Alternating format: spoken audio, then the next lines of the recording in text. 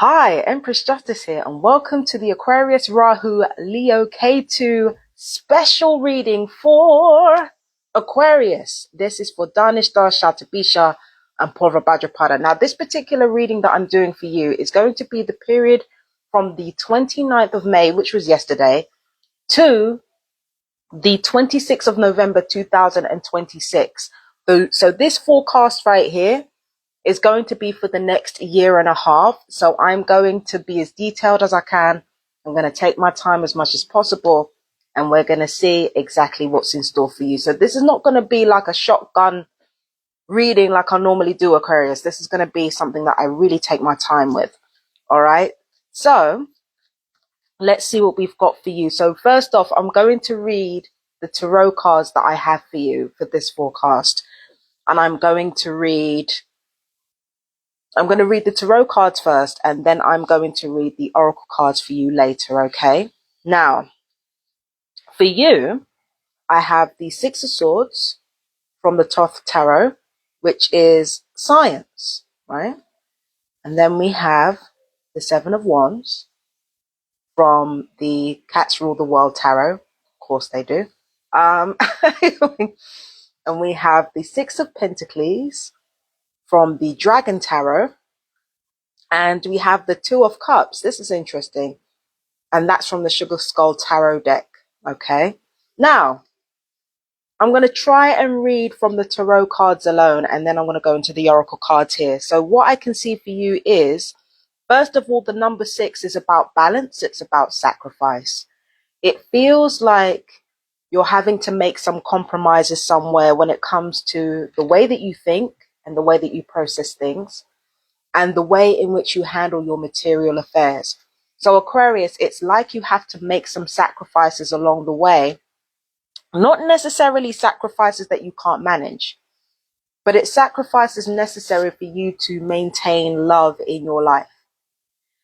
The only thing that's really constant is change. And I feel like in this particular case, the changes that you're being asked to make, when you really think about them, it's like I said before, it's not going to be as painful as you think. In fact, you might actually enjoy the changes you have to make. But there's a part of you that's hanging on to pride. This is Seven of Wands right here. There's a part of you that's hanging on to pride. There's a part of you that's hanging on to the old way of doing things. And again, because it's wands, if it was swords, I'd be worried. But because it's wands, you're not hanging on to your old point of view. You're not doing it out of malice. You're doing it because you don't know any other way to be. But somebody's going to come along and gently show you, you don't have to be stubborn in order to be you. Do you understand what I mean? Because the thing with Aquarius is that they're always in a perpetual state of self-discovery, right? They're always in a perpetual state of self-discovery. So they feel the need to hang on to ideas that seem to be against the norm in order to feel like they have a grounded sense of identity. But what this is telling me is that you don't need to do that. You can change your mind on certain things, and you can change your financial circumstances or your home circumstances and not really lose who you are. And again, it's because you're going to learn this lesson over the next year and a half that the love in your life grows, and it's existing love in your life. So it could be romantic, but it could be familial and friendships as well. Opening up your mind to different points of view. It will never stop you from being you. All it does is just make you more amenable to reason. That's all it does. It doesn't change who you are. Okay. Now that I've gotten the tarot out of the way, I've got to get to the oracle cards. Okay. So the oracle cards that I have for you are the rabbit bone, 16. Rabbit bones are usually, like rabbits in general, are usually very lucky. So the fact that I've got a rabbit bone here seems like a good sign, right? And we've got another 6 here, only it's 16. So there's an active principle plus the 6, meaning active sacrifice or active compromise is needed in order to progress in your life. And then we've got Athena, inner wisdom. Now this is interesting.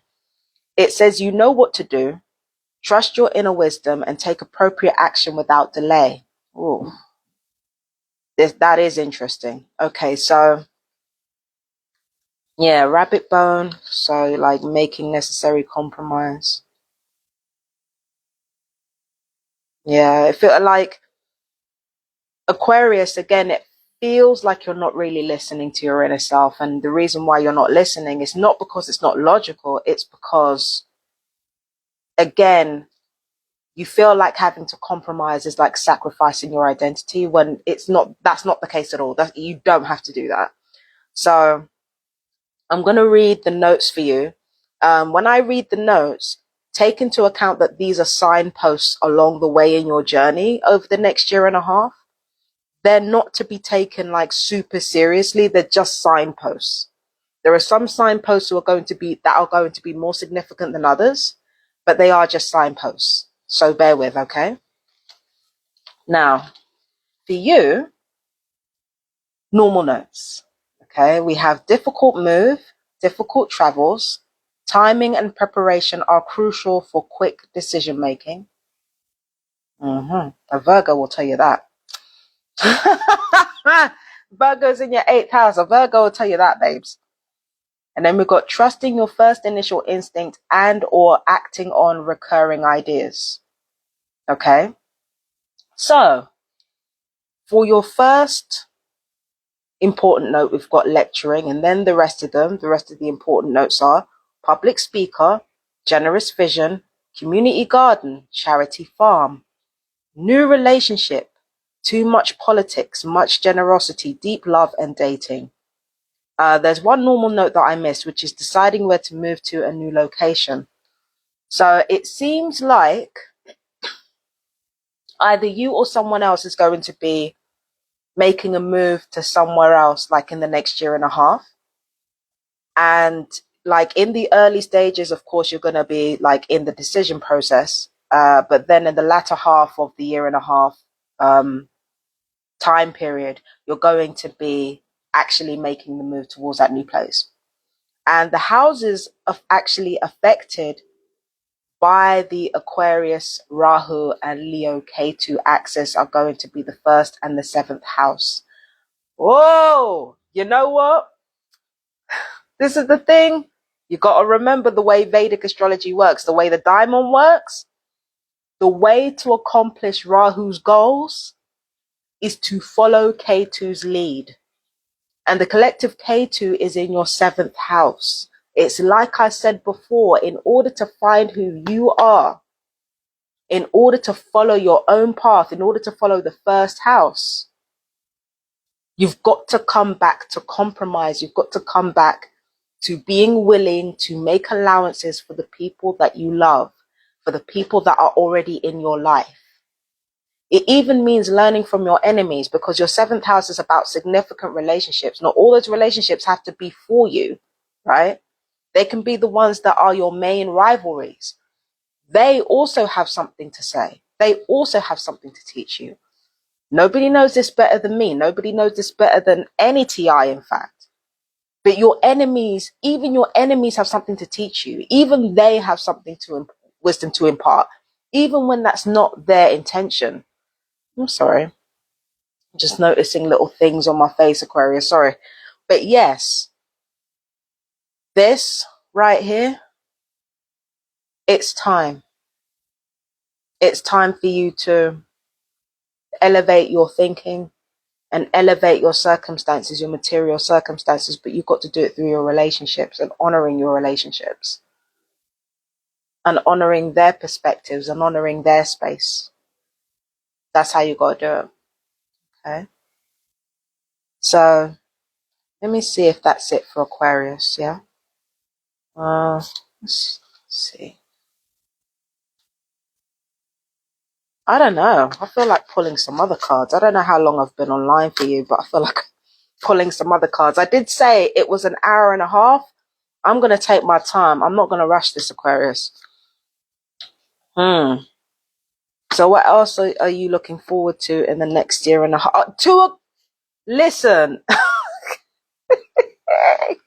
not two, not 2 of cups showing up again. Bro, Aquarius, that's crazy. You know what the crazy thing is, right? If you go back and look on the tarot portion of the Leo, Ketu, and Aquarius Rahu nodal axis, if you look at the tarot reading section of that, that's on Empress Justice Tarot right now, Aquarius, right? You look on there, the Two of Cups actually came up for Aquarius Rahu in general, not even just your sign, for Aquarius Rahu in general, right? Which, oh boy, which meant power coupling. That's probably what I should have said in the last reading. It's power coupling. And it feels like that's exactly what you're going to be doing. Only in your particular case, it's the other way around. Do you understand what I'm saying? Like for the rest of us collectively, we have to reach that power coupling stage through realizing our own ideas, through realizing our own internal spark. But for you, it's the opposite. You got to go the other way around. For you, it's about connecting with your relationships on a deeper emotional level in order to find that spark. This was the fifth card that I got for you. Let's look at the rest of them, right? This is the Eight of Wands. Sorry, this is the Eight of Wands. So in order for you to find that spark, the Eight of Wands, this is about you being busy doing things that you like and things that bring you joy. You've got to go through this first. You've got to honor your relationships. Okay? But those are the last cards that I got for you from that right away.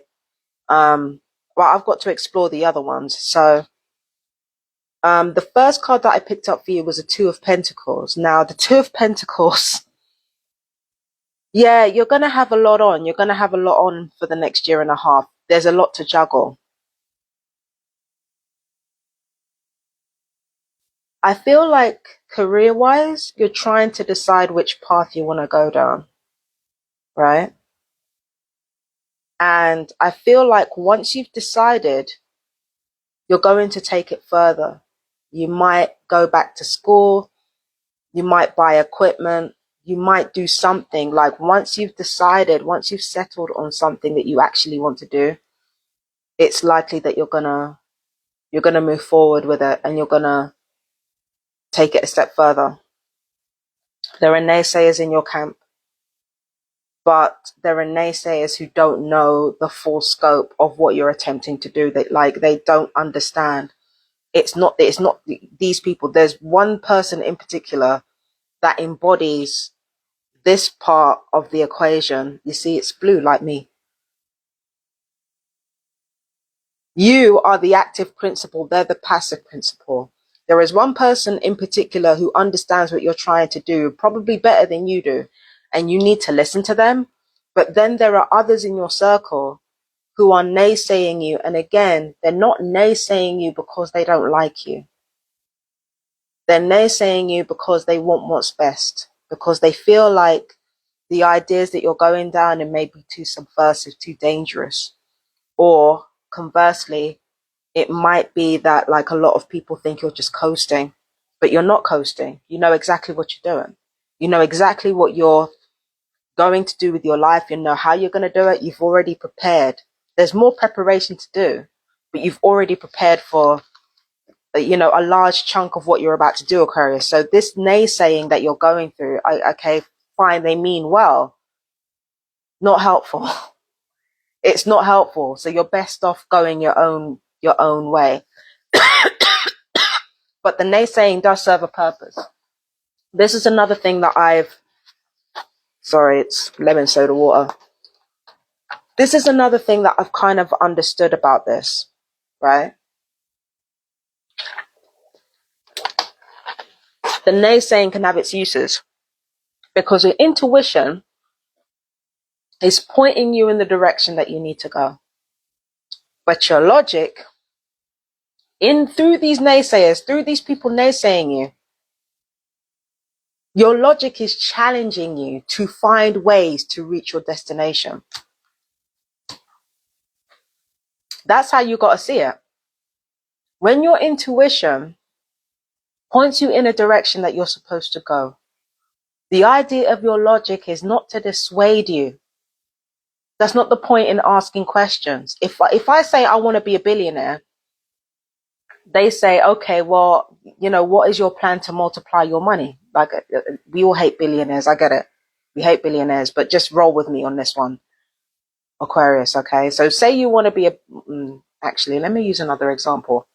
Say you want to be the opposite to a billionaire and you want to actually create a society that is more egalitarian, right? And somebody poses the questions to you, okay, so how are you going to restructure everything? You see what's going on in government. Okay, there are specific budgets that they have to have. How are you going to rearrange those budgets so that you make sure everybody has what they're supposed to have without warfare? A certain amount's got to go in defense, a certain amount has got to go in the treasury, a certain amount has got to go on welfare, a certain amount has got to go on assisting employees of specific companies, a certain amount has got to go to, existing companies and stuff like that. And then it goes into a whole rabbit hole when you're considering how you're going to govern a society. There's a whole rabbit hole that you have to go down. But the point of that is not to actually dissuade you from doing what you're supposed to be doing. The whole point of asking these questions is to reinforce your intuition.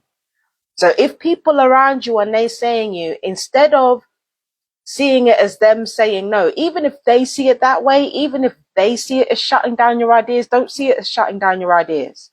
See it as they're asking a question. It is your job to honor your intuition enough to come up with the answers. You hear me, Aquarius? It is up to you to come up with the answers. Okay? So, recap. You are going to take an opposite trajectory to most of the other signs. Whilst the rest of us are going to find ourselves, in order to find power coupling or in order to find love, you have to do the opposite. You got to find love to find yourselves. And I know the naysaying are the questions. It's up to you to bring the answers. And once you do, you're going to love what you do. Okay? Don't be too proud. Be willing to make compromises with the people that you love, especially with the people you love that see your vision. And you are going to be moving, some of you, but when you do, you will have help. You will have financial help. And on top of that, you're going to make a decision on what field you're going to go into. And when you do, you're going to level up. You're going to level this up. It takes being prepared. It takes opening your mind, being more flexible. And it involves following your intuition, because your intuition knows what you're supposed to do. Okay? So, that was for my beautiful Aquarians. That was for Danishta, Shatabisha, and Purvabhadrapada for the Aquarius Rahu and Leo Ketu nodal axis. Okay? Peace and blessings. I love you guys so much. I have been Empress Justice, and I will see you in the next reading. Peace and blessings. Bye bye, my darlings.